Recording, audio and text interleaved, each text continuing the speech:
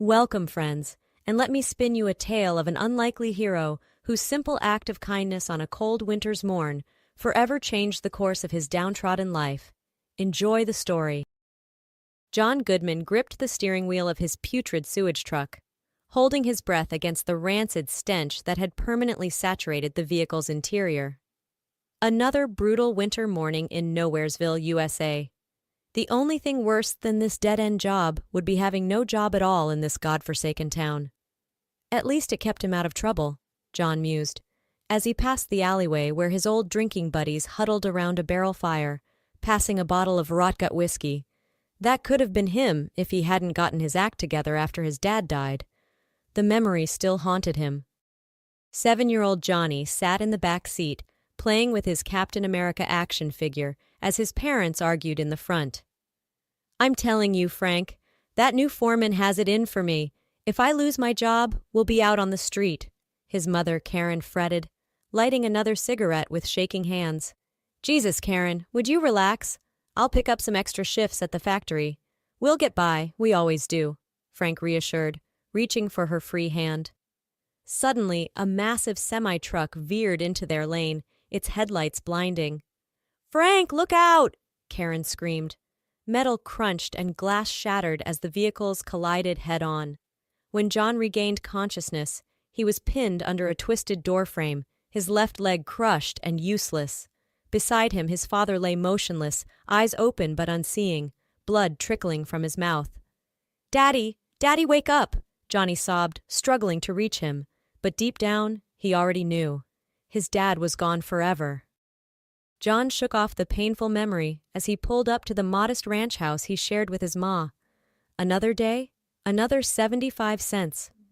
He hauled himself out of the cab, his bum leg aching fiercely in the cold, and limped inside. In the cramped kitchen, Karen Goodman cracked a few eggs into a chipped skillet, willing her arthritic hands not to tremble. Decades of scrubbing rich folks' floors had left them gnarled and sore, but they couldn't afford to turn down work. Not with Johnny's medical bills and her own failing health. She looked up as John entered, his handsome face wan and tired. Her boy had grown into a good man, but his soft heart would be the ruin of them. Irritation flared as she recalled their conversation from the night before. "You gave our last $5 to that panhandling granny again? Damn it, Johnny, when will you learn?" she snapped, slamming the skillet down harder than intended. "Aw, come on, Ma. I couldn't just leave her there in the cold," John mumbled, ducking his head. "She reminded me of Grammy Jean." Karen bit back a sharp retort. What was the use? For all her efforts, she'd raised a well-meaning but hopelessly impractical boy. He'd give a robber the shirt off his back if they said they were cold. "Just go get washed up for breakfast," she sighed. John shuffled off to the bathroom and Karen seized the rare moment of privacy to have a quick cry. Leaning over the sink, she let frustrated tears spill down her weathered cheeks. "Frank, I'm failing him," she whispered to her late husband. "Our boy's gonna end up in the poorhouse because I couldn't teach him to be hard. Damn it, I miss you." Drying her face with a ratty dish towel, Karen took a steadying breath and turned back to the stove. They'd get through this like they always did. She'd make sure of it.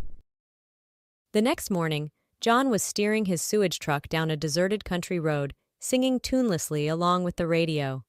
A corn-pone jingle for Mabel's Diner came on, advertising their world-famous 99-cent coffee.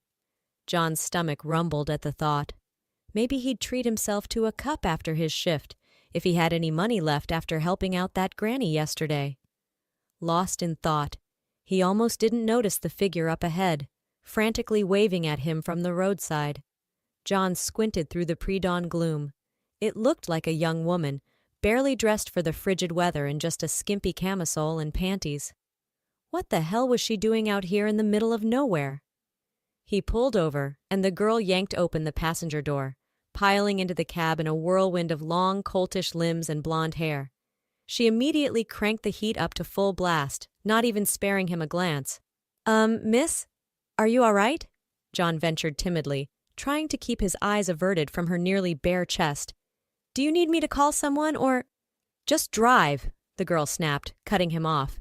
She had a highbrow accent, like those snooty rich folks in the good part of town. And try to go faster than 20 miles per hour, Grandpa. John flushed, stung by her rudeness. He was only trying to help, but he bit his tongue and did as she asked, turning back onto the road.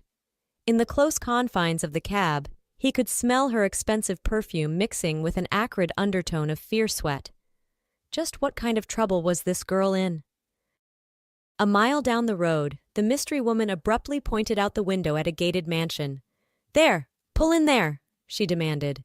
John eyed the overgrown hedges and rusted wrought iron dubiously. The place had clearly seen better days, like one of those old southern plantations gone to seed. Still, he did as he was told, pulling the truck to a stop by the front door. "Dad!" the girl shrieked, tumbling out of the cab and hurling herself into the arms of a disheveled older man in a tattered bathrobe. "Oh, thank God, Sarah!" the man sobbed, crushing her to his chest. "I thought I'd lost you forever when those bastards took you. Did they hurt you? If they laid a finger on you, I'm okay," Sarah interrupted, pulling back to look at him. "This man saved me," she said, turning to point at John. "I'd probably be dead in a ditch somewhere if he hadn't stopped and let me warm up in his truck." The dad rushed over to John's window, his lined face awash with gratitude.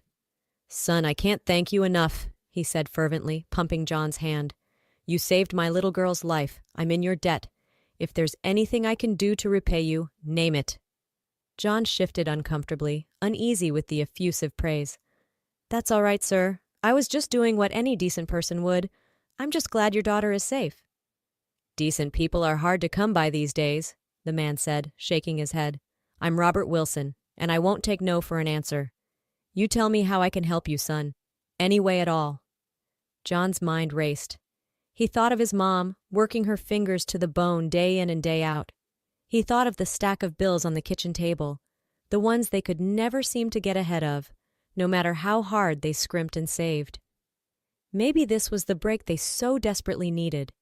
He took a deep breath, met Robert's eyes, and named his price. Karen nearly dropped the casserole dish she was washing when the knock sounded at the door. Wiping her soapy hands on her apron, she went to answer it cautiously. You never knew what kind of riffraff might come calling in this part of town. She cracked the door and her jaw dropped. Standing on her sagging front porch was a dapper older gentleman in a three-piece suit, leaning on an ebony cane. What in the world? "Mrs. Goodman?" the man inquired politely, doffing his hat.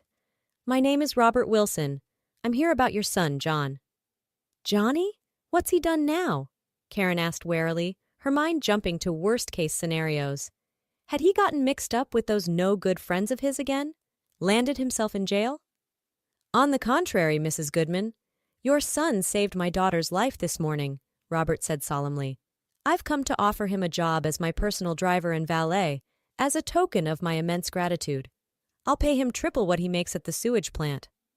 Karen gaped at him, certain she'd misheard. A job offer? Triple John's salary? This had to be some kind of bizarre joke.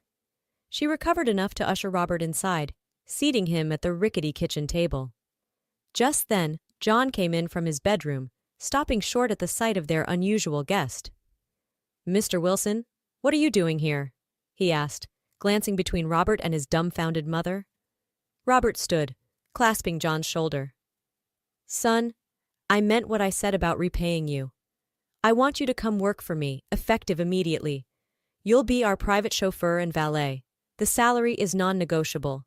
I insist on compensating you properly for your heroism and kindness." John blinked rapidly, trying to process this twist of fortune. He loved his mom more than anything, but the idea of leaving his dead-end job for this opportunity of a lifetime was beyond tempting. Still, he hesitated, looking to Karen for guidance. She understood his reticence.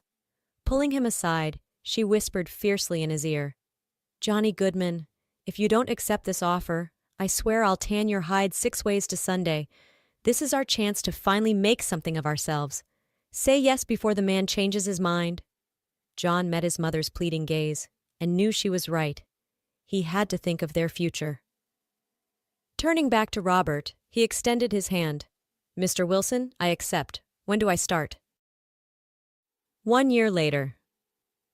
John straightened his impeccable black silk tie, hardly able to believe the Natalie-dressed man in the mirror was really him. Long gone were the days of grime-streaked coveralls and grease-stained fingers. Now he looked every inch the professional valet in his pressed suit and shiny loafers. Amazing what a year of working for the Wilsons had done for him. More than his appearance had changed. John stood taller these days, his shoulders no longer stooped under the weight of poverty and hopelessness. His smiles, though still kind, were tinged with a newfound confidence. For the first time in his 24 years, he could see a real future for himself and his ma, free of the constant struggle to keep their heads above water. A soft cough interrupted his musings. Ahem. John, are you ready to go? Sarah Wilson stood in the doorway, a vision in her sapphire cocktail dress and opera gloves. John turned to her and smiled. Of course, Miss Sarah. Let me just grab my hat. He didn't miss the way her eyes roved appreciatively over his form, or the coy smile playing at her glossy lips. They'd grown close over the past year, with all the time spent together on Sarah's endless social calls and trips into the city. John would have to be blind not to notice the younger woman's beauty and charm. But he was too professional to ever dream of acting on the spark of attraction between them. The Wilsons were his employers, his benefactors. He owed them everything. Falling for their daughter would be an unforgivable breach of trust. Shall we? He said brightly, gesturing for Sarah to precede him out to the sleek Rolls-Royce idling in the drive. He held the door for her, breathing in her heady jasmine perfume as she brushed past him to settle in the supple leather seat. As John slid behind the wheel and pulled smoothly down the long, oak-lined lane, he marveled at the twists of fate that had brought him here. To think, just one act of compassion on a bitter winter morning had changed the course of his entire life. He shook his head, amazed and humbled. Catching Sarah's eye in the rearview mirror, he shared a small, secret smile with her. Whatever the future held, he had a feeling it would be extraordinary. And it was all thanks to his mama, for raising him to be an unlikely hero.